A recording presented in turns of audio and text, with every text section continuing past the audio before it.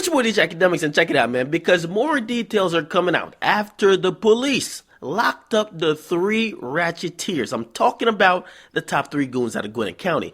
Now, if you guys don't know, the Migos, which consists of 3 people, Quavo, Takeoff, and Offset, they were booked on charges of possession of marijuana, of course some lean, and of course loaded guns. Now, we get to find out more information about how this all happened. Now, apparently, all 3 of the Migos members were arrested, and not just 2, as was previously reported.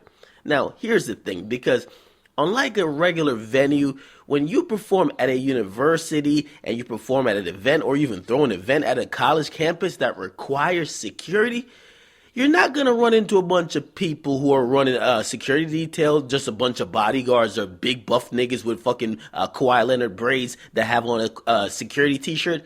They don't use security companies. After all, why would a college use a security company when they usually have a police department built within themselves? And also, they definitely have a public safety.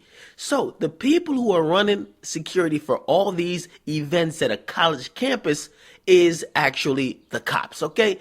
Now, do you guys understand why I feel so comfortable about DJing at all these goddamn colleges? Matter of fact, I don't even DJ at colleges nowadays. I don't DJ at these hood spots no more. Only fucking colleges. Anyway, and by the way, the reason for that, I've always told you guys, listen, when I'm the only Negro around, I don't want to see the cops. Now, when there's too many Negroes around, way too much, I can't wait to see the cops, okay? Because some fuckery is going to ensue.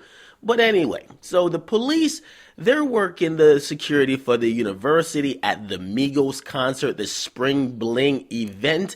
And then the Migos, of course, pull up in their Scooby van. Actually, 2 of them. It was 15 people, 2 Scooby vans. Now, check it out, because there were people on the security detail who were apparently a member of the crime squad. Now, after the Migos pulled up in their little Scooby van and shit and pretty much hotboxed the whole thing out, drank, got leaned up, of course, got high, then planned to go perform, basically somebody of that squad that was working the security detail smelled a very potent smell of marijuana coming from the vehicles. Clearly, ain't no Reggie being smoked by the top 3 goons. Now, the Migos got out their van after they got high and leaned up, and they basically went inside the venue to perform. Now, the investigators, which all of a sudden, these goddamn security is turning from security to investigators. Ain't that a goddamn bitch? You pay these niggas and they about to lock you up. Anyway, so basically, the investigators contacted the drivers of both vehicles, and they basically told them they were going to investigate for some marijuana because they're smelling a heavy dosage of marijuana odor coming out. Now, basically, of course, the drivers obliged and allowed for the cops to search the vehicle, which, come on now, that's why you don't get a paid driver, because a paid driver ain't going to give no type of resilient. They ain't going to be resilient at all to the cops. They're going to be like, oh, you want to search it? Go ahead. As long as you don't charge me, go ahead. I ain't losing my job, and I ain't going to jail. You should have had one of the homies driving a goddamn whip to be like, nigga, if you don't got a warrant, which, to keep it real, once they smell marijuana, it's probable cause anyway, but they would have to have another reason to approach you. You're pretty much fucked. Anyway, the county sheriff has came on record saying the discoveries were especially concerned in seeing that drugs and firearms were brought on a university-sponsored on-campus event where more than 1,000 people congregated. And by state law, no firearms are allowed on university system campuses. Now, everybody got locked up. So everybody in those 2 Scooby vans, every fucking body got locked up. So all 15 of them, they all got locked up. They all got the same charges, which included Takeoff, as I said, wasn't previously reported.